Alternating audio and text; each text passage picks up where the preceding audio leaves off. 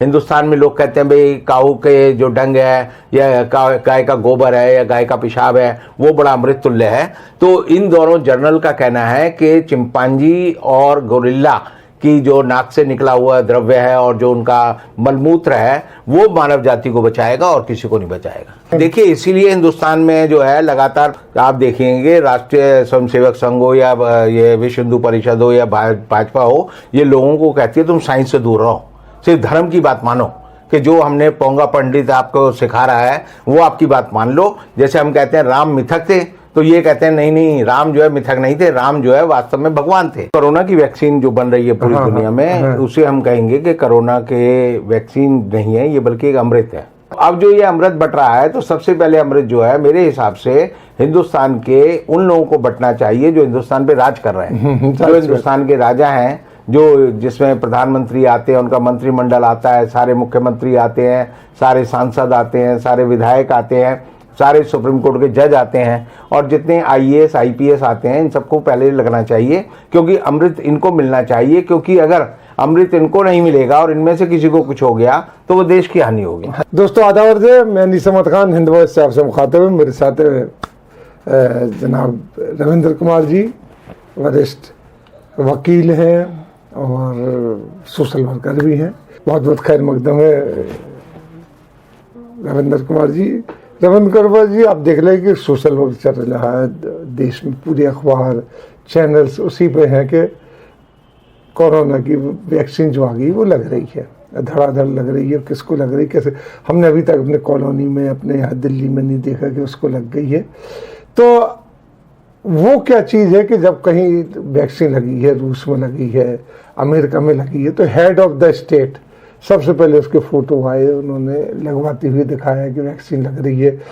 New Zealand में भी यही हुआ क्योंकि पूरे वर्ल्ड में फैली हुई, लेकिन हमारे भारतवर्ष में शुरू भी हो गई लगना, ये भी पता नहीं चल रहा। और इसमें अभी तक किसी बड़े बड़े आदमी का जो जिनके पीछे बहुत फॉलोइंग है, अब जैसे समझ लीजिए कैबिनेट के मंत्री बड़े बड़े, उससे भी बड़े, हाँ ये ज़रूर, उनका नाम तो नहीं आ रहा ना फोटो आ रही, हाँ ये ज़रूर आ रहा कि साहब समाजवादी पार्टी के जो अखिलेश यादव, उन्होंने कह दिया हम नहीं लगवाएंगे। उन्होंने तो हालांकि कि बीजेपी दे रही तो हम नहीं लगवाएंगे, इस तरीके से आने लगा कि हम नहीं लगवाएंगे। उसके पीछे डर भी व्याप्त है क्योंकि बहुत सी खबरें आ रही, जैसे आज ही था कि अमेरिका में जो पहली एक वैक्सीन लगाने का मेंटली अपसेट हो गया वो डॉक्टर। जी जी, इस तरीके से खबरें आ रही। तो ये हमारे यहाँ क्यों, जब हर काम शुरुआत हमारे मोदी जी करते हैं, वक्त से पहले कर देते हैं सीधा, तो शुरुआत तो ये वैक्सीन क्यों उनके आसपास के लोगों को, क्या उनको नहीं लग रही है, दूसरे लोगों को लग रही है, क्या फुल प्रूफ है वो? जो कोरोना की वैक्सीन जो बन रही है पूरी दुनिया में, उसे हम कहेंगे कि कोरोना के वैक्सीन नहीं है ये, बल्कि एक अमृत है। अच्छा, जो साइंस और टेक्नोलॉजी और जो हमारे बायोकेमिस्ट्री की जो लैब है, उन्होंने इस अमृत की खोज की है और जिसको भी कोरोना का डर होगा उसे वैक्सीन लगेगी तो उसको जो है कोरोना से हमेशा के लिए मुक्ति मिल जाएगी, ये माना जा रहा है। जी जी जी। और इसीलिए जैसे ही कोरोना की बात फैली तो दुनिया के देशों ने वैक्सीन बनाने की प्रक्रिया शुरू की और हमने और आपने सबने देखा कि सबसे पहले रशिया ने वैक्सीन बनाई और तब पुतिन ने और पुतिन की लड़कियों ने वो वैक्सीन लगवाई। उसके बाद जो है ऑक्सफोर्ड यूनिवर्सिटी की जो लैब वालों ने बनानी शुरू की तो उन्होंने कहा कि हमारी जो वैक्सीन है वो सबसे पहले आएगी। उसके बाद फाइजर कंपनी जो अमेरिका की है उसने कहा कि हमारी आएगी। फिर हमारे यहाँ भी हिंदुस्तान बायोटेक और सीरम इंस्टीट्यूट ऑफ इंडिया दोनों ने कहा कि हम वैक्सीन बना रहे हैं और मोदी जी वहाँ गए भी और उन्होंने उसकी प्रक्रिया भी उन दोनों के वैज्ञानिकों को समझाई कि वैक्सीन में ये कमी रह सकती है तो आप इसे दूर करें। तो अब जब हिंदुस्तान में, जैसे कि योगी आदित्यनाथ ने कहा है कि पूरी दुनिया में एक एक वैक्सीन बड़ी मुश्किल से बन रही है, हमने दो बना ली। और दो क्यों बना ली? क्योंकि हमारे ऊपर जो है दो लोगों का जो है वरद हस्त है, एक मोदी जी का और योगी जी का। तो एक वैक्सीन मोदी जी ने बनवा दी, एक योगी जी ने बनवा दी। हालांकि यूपी में कोई नहीं बनी है वैक्सीन, नहीं बनी, लेकिन संत लोग तो दूर से भी अपना आशीर्वाद दे देते, आशीर्वाद दे सकते, उनका तो यही होता है ना। तो अब ऐसे में यह है कि अब आपका ये सवाल बड़ा वाजिब है कि वैक्सीन जो अमृत है वो अगर बंटना शुरू हो रहा है तो सबसे पहले किसे मिले? तो मेरा मानना है कि सबसे पहले वैक्सीन जो है या ये जो अमृत है वो राजाओं को मिलना चाहिए। जैसे आपने देव और दानवों के बीच में जब समुद्र मंथन हुआ था, तो जब अमृत बंटना शुरू हुआ, तो अमृत बंटने की शुरुआत में ये किया गया कि एक तरफ देवताओं को बैठा दिया गया और एक तरफ दानवों को बैठा दिया गया। तो देवताओं को जो है सबसे पहले अमृत दिया गया। और आज के समय में अगर हम कहेंगे अच्छा, उस देवताओं के बीच में कोई राक्षस भी तो बैठ गया। वो तो राहु और केतु आके घुस के बैठ गए थे, और वही कारण रहा कि सूर्य और चंद्रमा जो है बगल में बैठे थे उसके। तो उन्होंने इशारे से भगवान विष्णु को बताया कि ये जो एक राक्षस आके बैठ गया है, ये अमृत जो है ले रहा है, लेकिन तब तक वो अमृत पान कर चुका था। अच्छा। तो भगवान विष्णु को बड़ा गुस्सा आया कि ये दानव होकर जो है इसकी हिम्मत कैसे हुई कि देवताओं के बीच में बैठ गया। तो उन्होंने अपना चक्र सुदर्शन जो था वो उस पर छोड़ दिया, और उसके जो है सर और धड़ अलग अलग हो गए। तो एक हिस्से को हम कहते हैं ये जो है राहु का जो सर है वो जो है एक केतु हो गया, एक राहु हो गया। अच्छा। और उसको जो है फिर उसी वजह से सूर्य ग्रहण और चंद्र ग्रहण पड़ते हैं, हम ये कहते हैं। साइंस हालांकि ये दूसरी बात कहती है कि चंद्रमा और पृथ्वी और सूर्य के बीच में जो ग्रहों की गति है उसकी वजह से वो साइंस का लेकिन साइंस की बात अलग है। हम तो जो है धार्मिक लोग हैं, तो हम तो धर्म की बात ज्यादा मानेंगे। तो अब जो ये अमृत बट रहा है, तो सबसे पहले अमृत जो है मेरे हिसाब से हिंदुस्तान के उन लोगों को बंटना चाहिए जो हिंदुस्तान पे राज कर रहे हैं, जो हिंदुस्तान के राजा हैं, जो जिसमें प्रधानमंत्री आते हैं, उनका मंत्रिमंडल आता है, सारे मुख्यमंत्री आते हैं, सारे सांसद आते हैं, सारे विधायक आते हैं, सारे सुप्रीम कोर्ट के जज आते हैं, और जितने IAS IPS आते हैं, इन सबको पहले लगना चाहिए, क्योंकि अमृत इनको मिलना चाहिए। क्योंकि अगर अमृत इनको नहीं मिलेगा और इनमें से किसी को कुछ हो गया तो वो देश की हानि होगी, बहुत बड़ी हानि। क्योंकि गरीब आदमी को लगाने हो, गरीब आदमी मर जाए तो उसका जीवन तो वैसे ही ऐसा है। जैसे अभी आपने देखा कि हमारे मुरादनगर में यूपी के पास एक को छोड़ने गए थे, और वो जो है अपने साथ 24 को तो अपने साथ जब ही ले गया और 40 को घायल कर गया। तो योगी जी के राज में जिस तरह से कल जो है मुरादनगर में जो शमशान घाट पे छत गिरी, अगर वो छत जो है अगर बंगाल में गिरती तो मोदी जी का ट्वीट जरूर आता कि ममता बनर्जी के कुकर्मों का फल बंगाल वासियों को मिल रहा है और हमें इससे मुक्ति दिलानी है।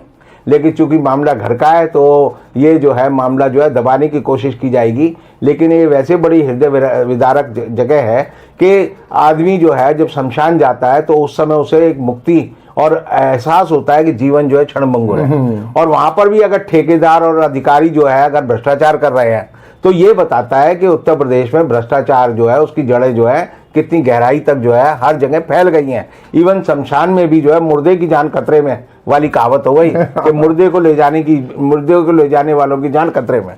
तो ये हिंदुस्तान में हो रहा है। अब आपने जो सवाल आपका है कि भाई जो फाइजर की, ऑक्सफोर्ड की, रशिया की, इजराइल की जो वैक्सीन आई है उसके मुकाबले हिंदुस्तान की वैक्सीन आ गई है, तो ये एक बड़ी सफलता का श्रेय है। लोग सब कह रहे हैं कि मोदी जी को इसकी सफलता जानी चाहिए। लेकिन बाद में जो है हमारे जो मिस्टर VK पॉल हैं जो कि नीति आयोग के इसी क्षेत्र के सदस्य हैं, वो कहते हैं कि ये एक प्रोटेक्टिव वैक्सीन है, ये वैक्सीन नहीं है, ये एक तरह से स्टिमुलेट करेगी आपकी बॉडी को। ये उसी तरह की वैक्सीन है जो बाबा रामदेव ने बनाई थी, कोरोनाविक्स। अच्छा, जो कोरोनालीन कुछ भी नाम रख दो उसका। हाँ, कुछ भी। तो पहले तो उन्होंने कहा कि मैंने वैक्सीन ढूंढ ली है, फिर उन्होंने जब बाद में जूते पड़े तो उन्होंने कहा कि ये जो एक फर्जी बात है, तो आयुष मंत्रालय ने भी अपनी विड्रॉ कर ली है उसको जो परमिशन दी थी। और उसके बाद आपने देखा कि वो उनकी जो बाबा रामदेव की दवाई जो है आयुष मंत्री खुद लेते थे, तो खुद कोरोना से वो ग्रसित हो गए और फिर अस्पताल में भर्ती हो गए।